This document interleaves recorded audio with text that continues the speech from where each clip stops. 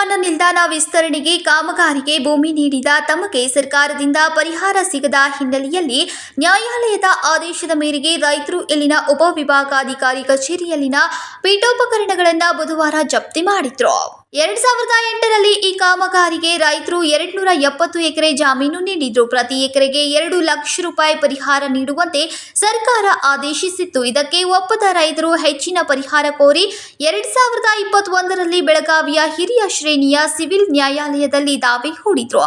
ವಿಚಾರಣೆ ನಡೆಸಿದ ನ್ಯಾಯಾಲಯ ಪ್ರತಿ ಗುಂಟೆಗೆ 40,000ದಂತೆ ಪರಿಹಾರ ನೀಡುವಂತೆ 2018ರಲ್ಲಿ ಆದೇಶಿಸಿತ್ತು. ಆಗ ಸಕಾಲಕ್ಕೆ ಪರಿಹಾರ ಕೈಗೆಟುಕುವುದರಿಂದ ರೈತರು ಮತ್ತೆ ನ್ಯಾಯಾಲಯದ ಮೆಟ್ಟಲೇರಿದ್ರು. ಆಗ ರೈತರಿಗೆ ತಕ್ಷಣವೇ ನ್ಯಾಯಯುತ ಪರಿಹಾರ ನೀಡುವಂತೆ 2021ರಲ್ಲಿ ನ್ಯಾಯಾಲಯ ಮತ್ತೆ ಆದೇಶಿಸಿತ್ತು. ಪರಿಹಾರ ನೀಡದಿದ್ದರೆ ಬೆಳಗಾವಿ ಉಪವಿಭಾಗಾಧಿಕಾರಿ ಕಚೇರಿಯಲ್ಲಿನ ವಸ್ತುಗಳನ್ನು ಜಪ್ತಿ ಮಾಡುವಂತೆ ಸೂಚಿಸಿತ್ತು.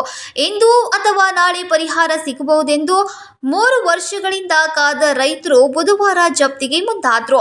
ನ್ಯಾಯಾಲಯದ ಆದೇಶದಂತೆ ಕೆಲವು ರೈತರಿಗಷ್ಟೇ ಪರಿಹಾರ ಸಿಕ್ಕಿದೆ. 20 ರೈತರಿಗೆ ಇನ್ನೂ 8 ಕೋಟಿ ಬರಬೇಕಾಗಿದೆ.